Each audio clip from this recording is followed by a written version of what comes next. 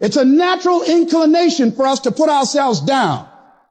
See, we are born negative, I think, in a negative consciousness because we live in a negative world. The impulse to dream has been slowly beaten out of me through the experience of life. And that's what causes many of us to give up the experiences and the challenges, the defeats, the disappointments, and the failures of life. This world will try and beat you down. So you've got to begin to guard your mind against negative programming.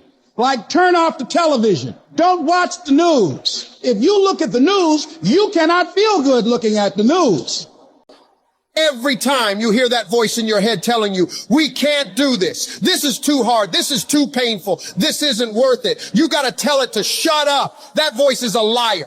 Don't allow that negative voice to overpower you. You block that out. It doesn't take any energy, any drive to stay down there on a low level, but it takes everything in you to pull yourself up, to tell yourself this is temporary. It turns your power down. You've got to be conscious of that. Just try this. Just experiment with yourself. But start filtering the stuff you allow to come in your mind. So you've got to guard the kinds of things that you put in your mind. See, if you don't program your mind will be programmed because human beings are goal-oriented. When you know that whatever you're seeking, it's also seeking you. You don't worry. You don't run scared.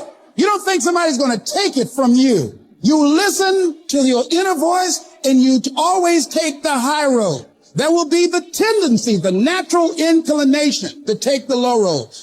Anybody can do that. Anybody can hold a grudge. Doesn't take any greatness on that. Don't need any motivation and encouragement to hold a grudge. Have some resentment in your heart and some bitterness. But the real challenge about growth and moving into your greatness is to continue to be positive when hard times and obstacles run up against you and not allow that default negative mind to take over. So you've got to learn to stand up to yourself inside yourself and short circuit, override that conversation that's always going on. 85% of what that conversation will tell you is negative. It's negative. It will tell you you're tired when you really are not tired. It will tell you you can't do it. It will fill you with fear. So you've got to watch that conversation. And when you find it going on, you've got to stand up to it and say, I'm going to do this anyhow. I'm afraid, but I'm afraid not to do it. And I'm not going to let you stop me.